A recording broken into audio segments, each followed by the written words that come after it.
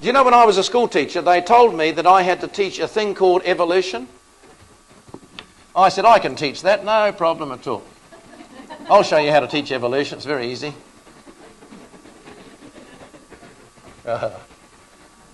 What a strange doctrine. What strange minds these people must have. Maybe some of you are here tonight.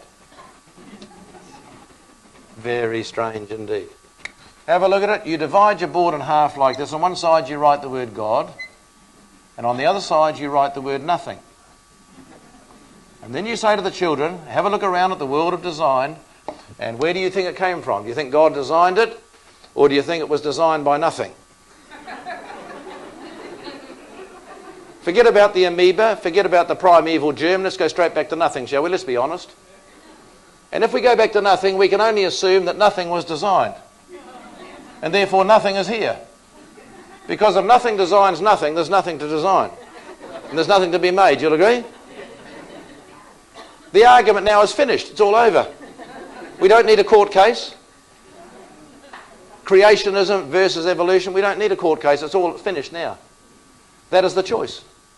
And then I watch television programs and I hear about these wonderful things that God has made, and they dive in the sea and they find stuff they've never seen before.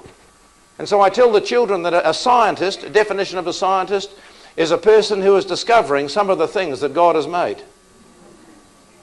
That's what a scientist is. He hasn't shown us everything yet. The deeper in the sea you go, you find more stuff you didn't even know was there. God doesn't even care if you find it or not. He's a designer.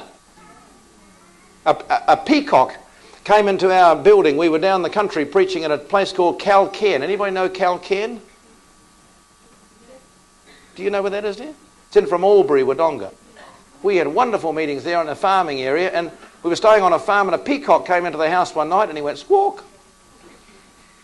And I looked at the peacock, I said to May, look at the beautiful colours. An old farmer told us this. He said an artist could paint those colours on that peacock, but only God could build the feathers so they come out exactly the right length. So all the patterns are perfect on both sides. So at the judgment, all it takes is one peacock and everybody's gone. It's all finished with a peacock, that's all. It doesn't need to prove anything else.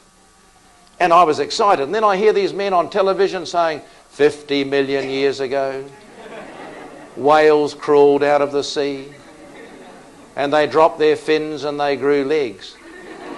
I thought, that's interesting. In my mind, I can see a great big heavy whale dropped his fins, he's grown legs. What happens next? Answer, he sinks in the mud.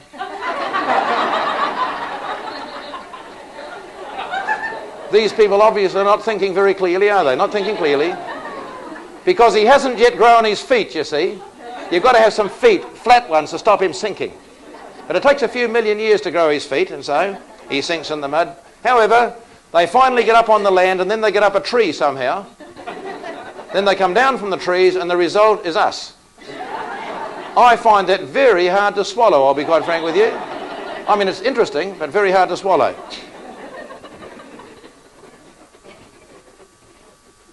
And then I see all in the newspapers, whales are beaching themselves all around the coasts of Australia.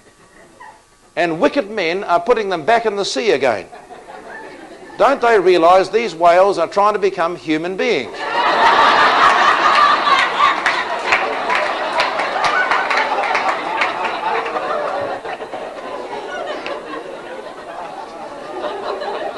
Now some of you, listen, some of you are not laughing, you know, because you're very angry tonight. Some of you feel like shouting at me.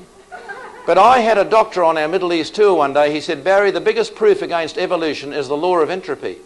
He said that means the second law of thermodynamics says that nothing ever improves of itself. Everything always deteriorates. You have a box of apples, one bad apple, they all go off. And you'll find human beings will not come out as we are today. Charles Darwin said the human eyeball was beyond his understanding.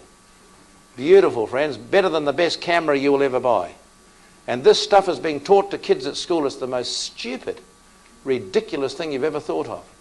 The beautiful creation. Once you get to know God, you'll understand his creation, and you'll look at it and you'll marvel at the way he made it. You'll stand and even look at a flower. Can you imagine a guy like me looking at a flower? Normally can't stand them, but when I discovered this, I thought, God, you're wonderful. Everything is beautiful, all the patterns and designs. Is that correct?